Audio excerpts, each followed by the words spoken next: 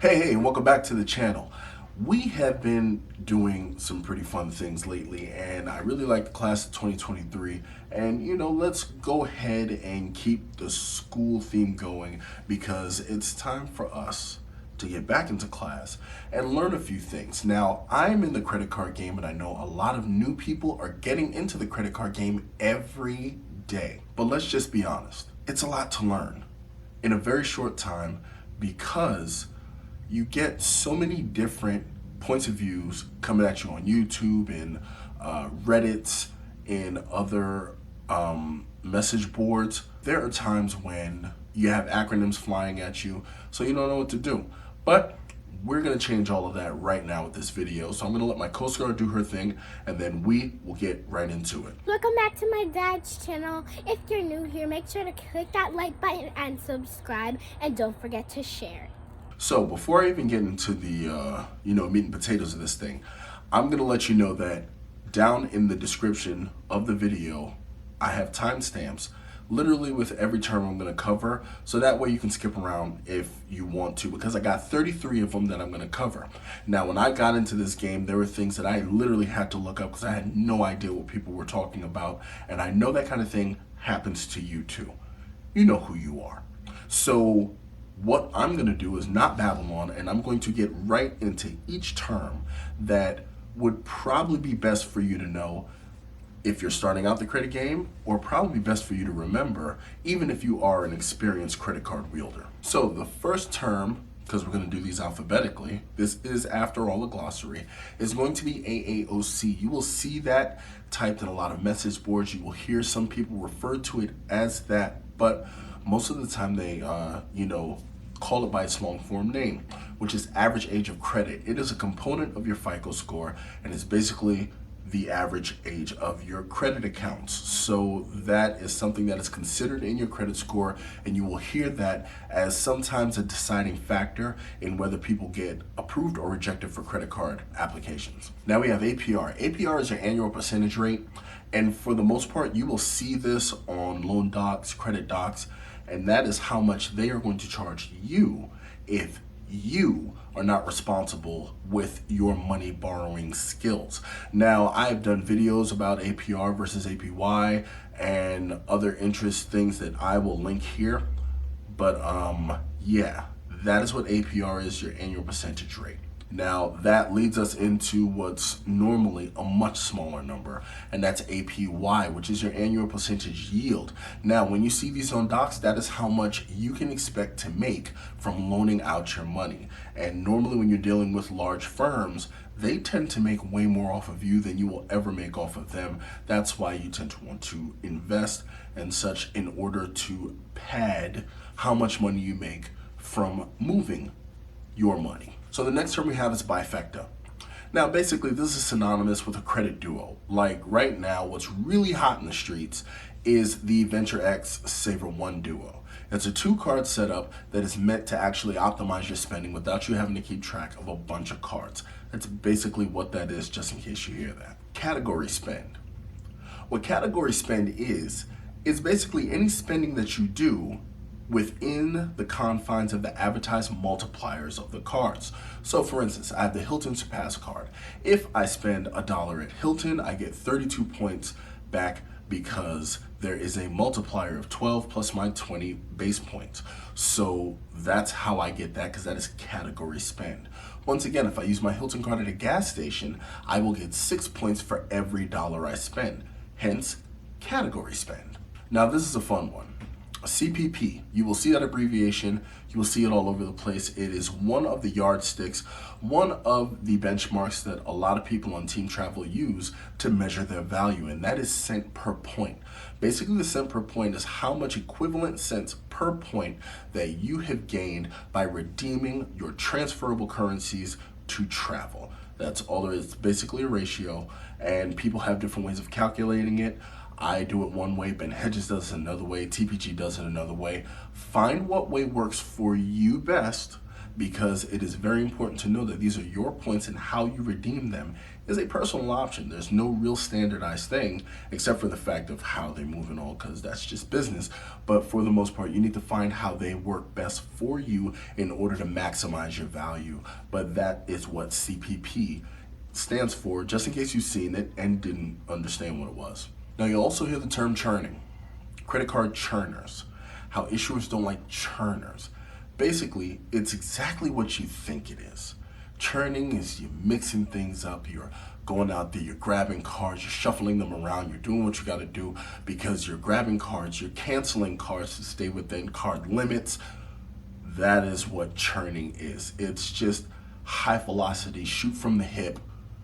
That's all churning is, basically. You're moving cards in and out of your collection in order to maximize what rewards you get from said issuers. Now, this is a dreaded term, and that is clawback. If you hear the word clawback, it's because somebody has probably violated the T's and the C's of a credit card contract. Well, in most cases, sometimes they can be absolutely unreasonable, but the fact of the matter is, what a clawback is when an issuer who has bestowed upon you any rewards or currencies, cashback, transferable currencies, proprietary currencies, they will actually reach into your account and they will claw those back if for some reason you violate their terms and conditions, if you cancel a card too early, if you downgrade a card too early, if you do not fulfill your contractual duties on that application, they do reserve the right to claw back any points, or if you have any suspicious activity. But that is what a clawback is. They are literally reaching in there and grabbing what it is that they need. I hope that didn't blur out too much, but you get why, the theatrical flair. All right, next up we have CLI. And you will see this out here, and this stands for credit limit increase. Now, Cal Barton does amazing videos about increasing your credit limit through multiple cards, including Capital One and Citi. You guys can feel free to check him out. But that is all CLI is. If you see that abbreviation on message boards, Reddits, in Discords, if you hear CLI, sometimes people will call it by a short form name, but that's all it is. Credit limit increase, where you can apply to have said credit limit increase so you don't have to open a new account, and it will also drive down your utilization should you be approved for said increase. And our next term is closing date. You will hear people refer to closing dates when they talk about when it is you should pay your credit card bill. There's a closing date, there's a due date. They're two different things. Now, the closing date is when your card issuer reports your utilization to the credit bureaus. That's it. That's all. It is the end of your billing cycle, and it is the date that they report your utilization. So that way, if you have a $10,000 card, if you have $9,000 by the closing date, they're reporting a 90% utilization. If you have $100 by the closing date, they're reporting a 1% utilization. Trust me, the math jives, but that's all it is. Now, the next one we have is Concierge. Now, basically what a concierge is, a glorified personal assistant. Now, there are different levels of concierge service. Now, you will have some with Visa Signature, with Visa Infinite, MasterCard World Elite. All of them have concierge services. Even the Platinum card, I've actually covered this on my Platinum playlist. They have a concierge service for Platinum card holders. What really brought this to popularity is the vaunted concierge service that comes with the Amex Black Card, where they will literally move mountains to do anything that you need them to do. So that is basically what a concierge is. It's, just somebody to help you out with stuff. So next up, we got one for my business people, and you will hear DB number. Your DB number is basically your score with Dun & Bradstreet. Dun & Bradstreet is a grading service that grades businesses on their credit worthiness. So it's almost like a sort of credit score, but it's a good indicator of how credit worthy your business is. And most times, if you have an incorporated business, you can actually look your business up on Dun & Bradstreet and you can see what your DB number is. In addition to that, there are actually business credit bureaus that will assign your business credit numbers, and then also there's Paydex, and there are a lot of things there. But right now, for this video, we're just covering the DB number. Next up, we have effective annual fee. So the effective modifier is basically your annual fee after you've applied all of the credits that a credit card has granted to you For instance, you actually hear the effective annual fee of the gold card is $10, even though the advertised annual fee is $250, but that's because of the $240 credits that they include with the gold card. So you'll hear effective annual fee all the time. If you ever wonder why that is, it's because effectively, it's basically a net value is the annual fee versus the credits. Now we're at the EIN. That is your employer identification number. You will hear this when referring to people getting LLCs, getting an EIN so that they can apply for business credit as a business entity. Think of the EIN as a social security number for your business. It is a unique identifier provided by the federal government, and it's free. I've mentioned this in previous videos. You do not have to pay for it. All you have to do is go on the irs.gov website and you can get a free EIN. Now, incorporating your business in whatever state that you're going to incorporate in, that's going to come with a fee. But you can get an EIN for free because you're going to need one if you plan on opening a business bank account. Next up, you may run into FTF. Now, that is normally referred to as foreign transaction fees, but some credit card issuers will refer to it as foreign conversion fees. It's basically when you take your credit card, and I'll use the US as reference because that's where we are. Once you take your credit card out of the US, in order to convert to the local currency, sometimes credit card issuers will charge you a fee for that service. Normally, cards lead with the fact that they have no foreign transaction fees. Now, a majority of cards with annual fees tend to not have them, but you also do have some no annual fee cards that have 0 foreign transaction fees. Like the Bilt MasterCard, for one, has 0 annual fee and it has no foreign transaction fees. The Apple Card, no foreign transaction fees. There are no foreign transaction fees on any Capital One card. Now here's another term you'll hear, and that's gardening. You'll hear people saying that they're gardening. I'm taking a break. I'm just gonna garden for a while. I'm just gonna tend to the garden. All that means is that they are not putting forth any new credit applications. Now this is important because of the dreaded 524 rule. Now, the reason people make garden is because if you put in too many frequent credit applications, you tend to start looking risky to issuers. So sometimes people actually take a step back and, just garden for a little bit. Legend has it that that term actually came from British businessmen who, when they left one firm, before they could go to another firm for fear of them, sharing trade secrets, they actually had to stay home and unemployed. And in some cases they got paid. So they were told to go tend to their garden.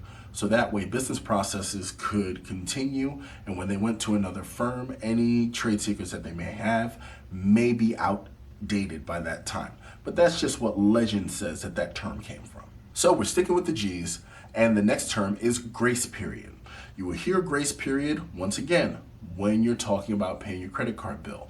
And what the grace period is the amount of time between the closing date, which we defined earlier as the time where they report your utilization, and the payment due date.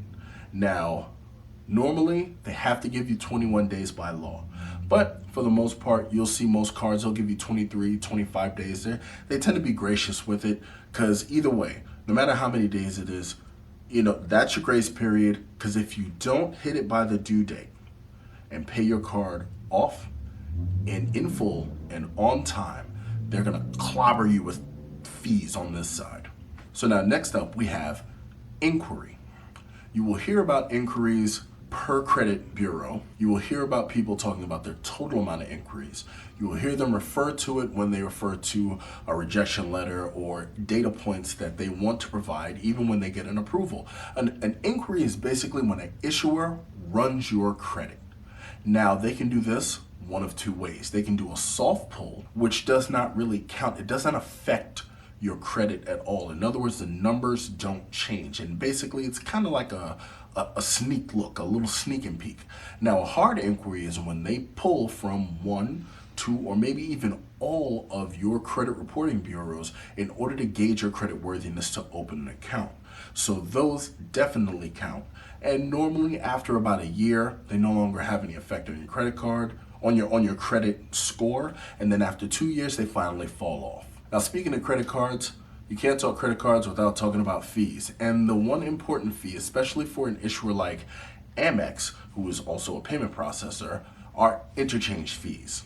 The whole thing with interchange fees is that whenever you swipe your card, if something says this costs $1 and you swipe your card, the merchant probably gets anywhere 97 to 98 cents of that, because anywhere from 1.5 to up and over 3% has to go to the payment processor that facilitates that transaction.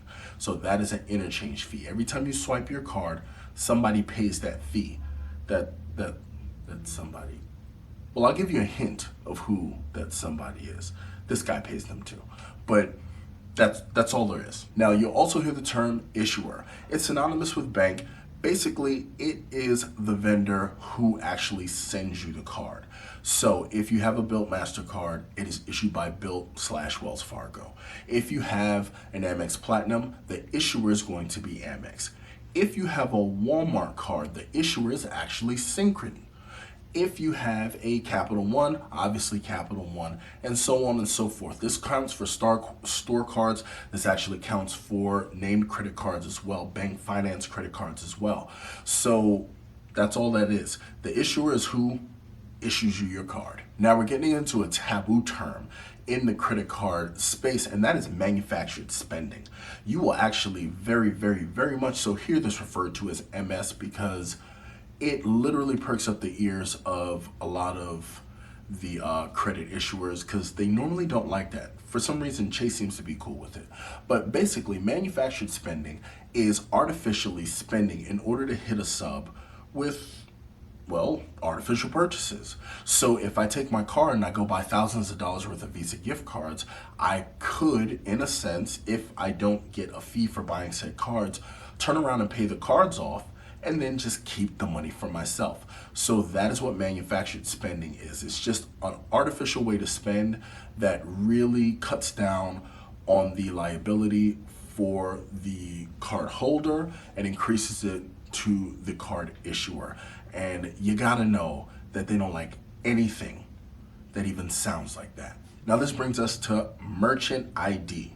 Now you may not hear this too much, but trust me, you want to know what a merchant ID is because that is what a merchant codes as far as an issuer is concerned. For instance, my YouTube TV is an online streaming purchase. That is what the merchant codes as. And going the other way, Google and Apple in and of itself are streaming providers. So when I use my Blue Cash Preferred, I get 6% cash back, even though I don't have Apple TV, but the merchant is coding for Amex as an online streaming provider. So it can work in your benefit. So now we're getting into non-category spend, and it's exactly what it sounds like. Non-category spend is pretty much the everything else category. If you have a card that gives you X amount back on groceries, X amount back on gas, 1X on all of the purchases. That's all non-category spend is the all of the purchases. Regardless of what the card is, if they do not have a specified multiplier for it, you are now into non-category land. Payment network are Visa, MasterCard. They don't actually issue cards. What a payment network is, a payment network provider like Visa, MasterCard, Discover, Amex, what they do is they have an infrastructure where they facilitate the transactions between customers and merchants. And they charge what? Interchange fees in order to do so. That's how they make a ton of money. So that's all a payment network is. And the bigger your payment network, the more swipes you get. The more swipes you get, the more money you make, and so on and so forth. Wash, rinse, repeat. So we're coming to the end, and here is one that you may hear, and that is the RAT. This is the Rewards Abuse Team, and they are a famous Amex posse that really are hypersensitive to manufactured spend, and they will institute financial reviews and clawbacks for very mundane things if they even sniff anything that would cause them to be suspicious. So just in case you ever hear about the RAT, has come for somebody that is the Rewards Abuse Team from Amex. Now, another common term that you're going to hear is Recon. People will always shorten this to Recon, and it's basically for the reconsideration line. Reconsideration lines are literally there just in case you make a mistake on your app or if you need your application reconsidered.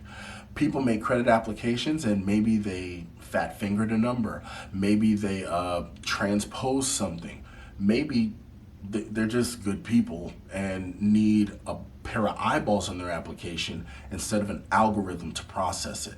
But if you hear the word recon, that stands for reconsideration line, and that is normally used for apps that are pending review and or rejected. Most people don't call for an approval because, well, that was the whole point. Now here's one of my favorites, and that's SockDrawer. You will hear SockDrawer because I even have a video about the SockDrawer Chronicles. You just throw a card in a drawer. It's not a daily driver. It might just be something that's paying a monthly bill and you never slide the card, you don't look at it. The king of all SockDrawer cards is the Apple card. It's not even meant to be used. There are no numbers on it. It's just your name. It's a piece of titanium. It is a decoration piece. They must have just needed to get rid of some titanium because they have all that money. But that is what the SockDrawer is. Now for another one of my favorite terms, and that is sub. You will see this all over the place. And it's basically an acronym for sign-up bonus. Every time you get a credit card, you want a sign-up bonus. It's the greatest return on your spend that you will ever get with that credit card, period. I don't care what kind of magic you can work with points redemptions. Now that will be synonymous with minimum MSR, minimum spend requirement, but you kind of get where I'm going with this. Now we have Superfecta. Now I like Superfecta because it basically is any card set up with 4 or more cards. Some people use quadfecta, but then you have to start going through the whole Roman number system. I don't want to do a quadfecta, a quinella, a sextafecta, a septafecta, octafecta. Superfecta, anything over 3, all encompassing, makes your life easy. Now this is a special one for me, and it's a supermarket category because there are certain cards like the CSP, there are other cards that have supermarket categories and they specifically outline that they don't want you using it at Target and Walmart. Reason being, these superstores do have grocery departments, but they are not supermarkets. When you are looking for a supermarket, here's a couple of rules of thumb. Number 1, food needs to be the primary item that they sell. And I mean primary. There needs to be more food in that building than anything else. Even if you're not sure, look for a deli or a bakery and a pharmacy. Normally, if they have both of those, you are standing in a supermarket. That includes Walmart neighborhood markets, even though Walmart proper doesn't code as a supermarket. Now we have travel partners. You will hear about them in relation to issuers because not all issuers. Some issuers have travel partners with whom they will trade their convertible currency. They have deals worked out where at a set ratio, you can trade their convertible currency and convert it into the currency of their partners in order to transact business. So that's pretty much it. That's like the driest explanation I can give without being super technical. Now there is a word that you will hear almost more than anything else in the world, and it's trifecta. If you're starting in this credit card game and you made it all the way to this term, you're going to hear the words chase trifecta until you want to puke. But basically, a trifecta is a 3-card setup. You use 3 cards and you make them in order to optimize your spend and maximize your points. And last but not least is XX24. You will hear I'm 4 and 24, 3, 24. I'm personally 13 and 24. Basically what that refers to is the ominous Chase 524 rule that looms large over the credit card community. So a lot of people, especially people approaching the end game, tend to want to know what their 524 status is, so that way they can know if they can apply for cards from Chase and possibly, be granted entree or maybe even locked out of Chase. So there you have it. Those are 33 terms for beginning credit card enthusiasts. Now, I suggest you have a look at these. Some of them you may know. Some of them may seem absolutely obvious, but look, no one starts in this game knowing everything, because when I got in this game, I didn't know the difference between a Visa signature and an infinite. I didn't know any of that stuff. And a lot of that stuff is treated as though it's common knowledge, but it's not. So that is why I provided this for you, and it really gives me a lot of pleasure to do so. Now, I'm going to do the bit where I do this, and I'm going to try to make something funny come out of my face, but it's not working because I can't think of anything, because all I want you to do is have a look at the videos that my fingers are pointing at, so that way you stay on the channel for a little bit longer and we can have some fun. But until the next time, I will catch you later. Take it easy.